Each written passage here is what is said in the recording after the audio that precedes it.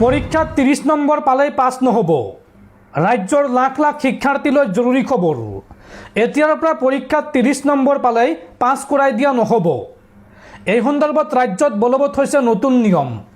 এতিয়াৰ পৰা এশৰ ভিতৰত প্ৰতিটো বিষয়ত 33 নম্বৰকৈ লাভ কৰিব লাগিব। তেতিয়াহে সেইগৰাকী পৰীক্ষাৰ্থী পৰীক্ষাত উত্তীৰ্ণ হ'ব। এই সন্দৰ্ভত সবিশেষ তথ্য জনাই আছোঁ। আপুনি ভিডিঅ'টোত লাইক কৰি শ্বেয়াৰ কৰি দিয়ক। ৰাজ্যৰ লাখ লাখ শিক্ষাৰ্থীলৈ জৰুৰী খবৰ। এতিয়াৰ পৰা 30 নম্বৰ পালেই পৰীক্ষাত পাছ কৰাই দিয়া নহ'ব। 30 নম্বৰৰ পৰিৱৰ্তে প্ৰতিটো বিষয়ত উত্তীৰ্ণ হ'বলৈ হ'লে 33 নম্বৰকৈ পাব লাগিব। অহা বৰ্ষৰ পৰা হায়াৰ ছেকেণ্ডাৰী পৰীক্ষাত বলবৎ হ'ব এই নতুন নিয়ম। অহা বৰ্ষৰ পৰা হায়াৰ ছেকেণ্ডাৰী পৰীক্ষাত আৰু কি নতুন নিয়ম বলবৎ হ'ব চাওঁ আহক। অহা বৰ্ষত সলনি হ'ব হায়াৰ ছেকেণ্ডাৰী পৰীক্ষাৰ নিয়ম। প্ৰতিটো বিষয়ত উত্তীৰ্ণ হ'বলৈ 100ৰ ভিতৰত 33 নম্বৰ পাব লাগিব।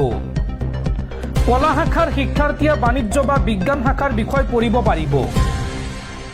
আৰু বিজ্ঞান শাখাৰ শিক্ষাৰ্থীয়ে বাণিজ্য বা কলা শাখাৰ বিষয় পঢ়িব পাৰিব।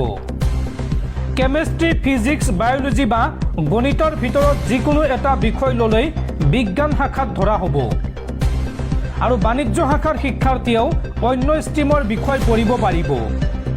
অহা বৰ্ষৰ পৰা 6টা বিষয়ত অৱতীৰ্ণ হোৱাটো বাধ্যতামূলক।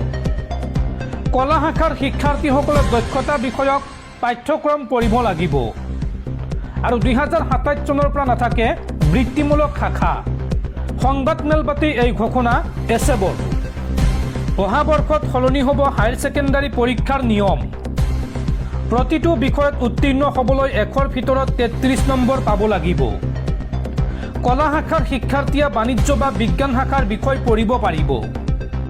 আৰু বিজ্ঞান শাখাৰ শিক্ষাৰ্থীয়ে বাণিজ্য বা কলা শাখাৰ বিষয় পঢ়িব পাৰিব। কেমেষ্ট্ৰি, ফিজিক্স, বায়'লজি বা গণিতৰ ভিতৰত যিকোনো এটা বিষয় ল'লেই বিজ্ঞান শাখাত ধৰা হ'ব। বাণিজ্য শাখাৰ শিক্ষাৰ্থীয়েও অন্য ষ্ট্ৰীমৰ বিষয় পঢ়িব পাৰিব। আৰু অহা বৰ্ষৰ পৰা 6টা বিষয়ত অৱতীৰ্ণ হোৱাটো বাধ্যতামূলক। কলা শাখাৰ শিক্ষাৰ্থীসকলে দক্ষতা বিষয়ক পাঠ্যক্ৰম পঢ়িব লাগিব। আৰু 2027 চনৰ পৰা নাথাকে বৃত্তিমূলক শাখা। দৰ্শকসকল, আপোনালোকে নিশ্চয় এতিয়া বুজি পাইছে অসমত পৰীক্ষাৰ ক্ষেত্ৰত এক নতুন যুগৰ সূচনা হৈছে বা নতুন নিয়ম বলবৎ হৈছে। 100ৰ ভিতৰত 30 নম্বৰৰ পৰিৱৰ্তে এতিয়াৰ পৰা 33 নম্বৰ পালেহে পৰীক্ষাত পাছ বুলি ধৰা হ'ব।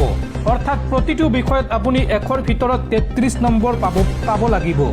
তেতিয়াহে আপুনি পৰীক্ষাত পাছ হ'ব। অন্যথা কিন্তু আপুনি পৰীক্ষাত ফেইল কৰিব।